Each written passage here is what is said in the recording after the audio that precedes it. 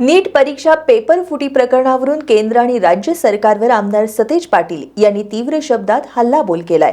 राज्याला स्वतंत्र गृहमंत्री मिळत नाही तोपर्यंत गृह खात्यावर वचक राहणार नाही असा टोलाही पाटील यांनी मुख्यमंत्री देवेंद्र फडणवीसांना लगावलाय।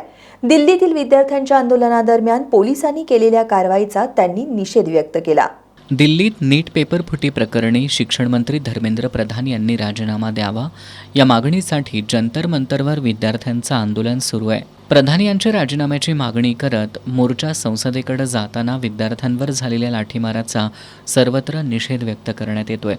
यावर बोलताना आमदार सतेज पाटील यांनी नीट परीक्षेचा मूळ मुद्दा हा सरळ पेपर फुटीचा आहे। मागील 3 महिन्यांपासून काँग्रेस नेते राहुल गांधी या प्रकरणी दोषींवर कडक कारवाईची मागणी करत आहेत। पेपर फुटीची नैतिक जबाबदारी स्वीकारून केंद्रीय मंत्री धर्मेंद्र प्रधान यांनी तात्काळ राजीनामा द्यावा ही संपूर्ण देशाची मागणी असल्याचं त्यांनी म्हटलंय। नाही, मूळ मुद्दा काय? नीटचे पेपर फुटीचा मुद्दा आहे। CBSEचे पेपर फुटले, नीटचे पेपर फुटले। आमचे नेते राहुल गांधींनी सातत्याने ही भूमिका गेले 3 महिने घेतलेली आहे की दोषींच्यावर कारवाई व्हावी। आता 2024मध्ये पेपर फोडलेल्यांना जामीन मिळतो, त्यांच्यावरचा चार्जशीट या ठिकाणी फाईल केला जात नाही, त्यामुळे विश्वासार्हता सरकारवर कशी ठेवायची असा प्रश्न आहे। आणि म्हणून धर्मेंद्र प्रधानांनी राजीनामा द्यावा ही काँग्रेस पक्षाची आणि या देशातल्या तरुणांची मागणी आहे, युवक आणि युवतींची मागणी आहे। ज्यांच्या नेतृत्वाखाली हे मंत्रालय चालतं त्यांनी त्याची जबाबदारी स्वीकारली पाहिजे आणि राजीनामा द्यावा।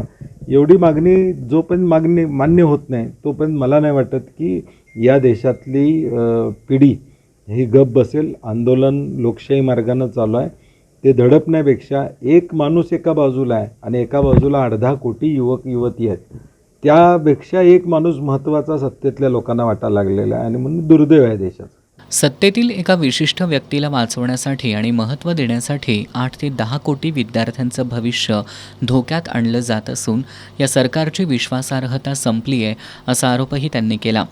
महाराष्ट्रात होत असलेल्या आंदोलनात महिला आंदोलकांवर बळजबरी केली जात असल्याचा आरोप त्यांनी केला। पोलीस विद्यार्थ्यांना धमकावत असून हे गृह खात्याचं मोठं अपयश आहे। राज्याला स्वतंत्र गृहमंत्री मिळत नाहीत तोपर्यंत गृह खात्यावर वचक बसणार नाही असं म्हणत आमदार पाटील यांनी मुख्यमंत्री देवेंद्र फडणवीस यांना टोला लगावलाय। हातरोंकी गुणच्या माध्यमातून राहुल गांधींनी सांगितले 7.5 कोटी विद्यार्थ्यांच्यावर या परीक्षांचा परिणाम आत्तापर्यंत त्या ठिकाणी झालेला आहे। आणि मग हे सगळे तरुण अगदी काश्मीर टू कन्याकुमारीपर्यंत रस्त्यावर आज आलेले आहेत। ते स्वतःच्या हक्कासाठी आलेले आहेत, स्वतःच्या भवितव्यासाठी आणि स्वतःच्या भविष्यासाठी आलेले आहेत। आता सरकार ते दाबून आंदोलन मोडून काढण्याचा प्रयत्न करते। पोलीस मॅन्युअलमध्ये काय आहे म्हणजे CRPCच्या सेक्शन 46(1) प्रमाणे कुठल्याही पुरुष कॉन्स्टेबलना किंवा पोलिसांनी महिलेला हात लावू नये ह्या स्पष्ट तरतुदी त्यामध्ये। तुम्हाला महिला आंदोलन करत असतील तिथं महिला पोलिसांनाच तुम्ही तिथं उपस्थित ठेवलं पाहिजे, त्यांच्या मार्गानंच त्या आंदोलनातल्या लोकांना हाताळलं पाहिजे, ह्या सूचना आहेत। हे धाडस का वाढलं? गाडीत एखादा बसून PSI कॉन्स्टेबल म्हणतो तुझ्या खिशात पुडी टाकतो आणि तुला आयुष्यभर या ठिकाणी गृह खात्याचं फेल्युअर आहे। या राज्याला जोपर्यंत स्वतंत्र गृहमंत्री मिळत नाही तोपर्यंत गृह खात्यावर वचक राहणार नाही, हे मी सातत्याने या ठिकाणी सांगत आलेलं आहे। फेल्युअर ऑफ गव्हर्नन्स आणि या गृह खात्याच्या माध्यमातून हे आंदोलन दडपता येते का, हा सत्तेतल्या लोकांचा प्रयत्न आहे। राष्ट्रहित जोपासणाऱ्या विद्यार्थ्यांना बदनाम करण्याचं एक षडयंत्र असून जितकं दाबण्याचा प्रयत्न कराल तितके ते अधिक जोमानं उसळून वर येतील, त्यामुळे सरकारनं विद्यार्थ्यांचा अंत बघू नये असं आवाहन त्यांनी केलं। राष्ट्रहिताचे कोण तर भाजप ही फक्त राष्ट्रहिताचे, बाकी सगळे आतंकवादी आहेत। म्हणजे आज रस्त्यावर उतरणारा युवक आणि युवती हे आतंकवादी आहेत असं म्हणायचं काम हे करतात। राष्ट्राचं हित जोपासणारी ही पिढी आहे, परंतु त्यांना वेगळ्या पद्धतीने बदनाम करण्याचा प्रयत्न केला आणि मला वाटतं जेवढं दाबतील तेवढं ते उसळून वर येणार आहे। महाविकास आघाडीच्या काळात झालेल्या आंदोलनाची आठवण काढण्यापेक्षा फडणवीस यांनी स्वतःच्या 12 वर्षांच्या काळातील कामगिरी सांगावी, विषयांतर करून स्वतःची चूक झाकण्याचा हा प्रयत्न असल्याचा आरोपही आमदार पाटील यांनी केला। नाही, तुम्ही झोपा काढत होता का त्यावेळी? तुम्ही आंदोलन करायचं होतं?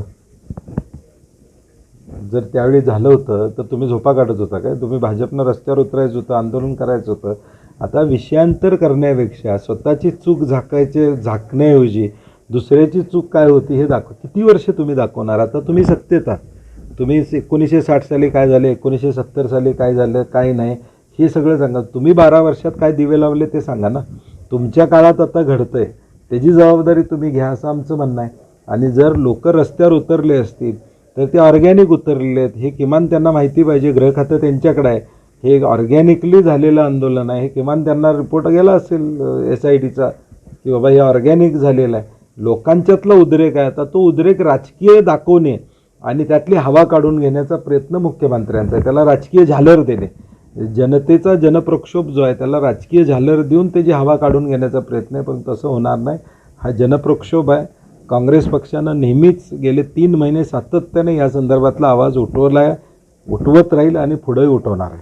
राज्याचे मुख्यमंत्री देवेंद्र फडणवीस यांच्यासह सत्तेतील सर्वांनी सर्व गोष्टींकडे राजकीयदृष्ट्या न पाहता जनतेच्या प्रश्नांकडे चांगल्या विचारानं बघण्याची दृष्टी पांडुरंगानं द्यावी अशी आम्ही विठुरायाचरणी प्रार्थना करू. सरकारनं विद्यार्थ्यांना न्याय द्यावा, त्यांच्या मागण्या मान्य कराव्यात असंही आमदार पाटील यांनी म्हटलंय.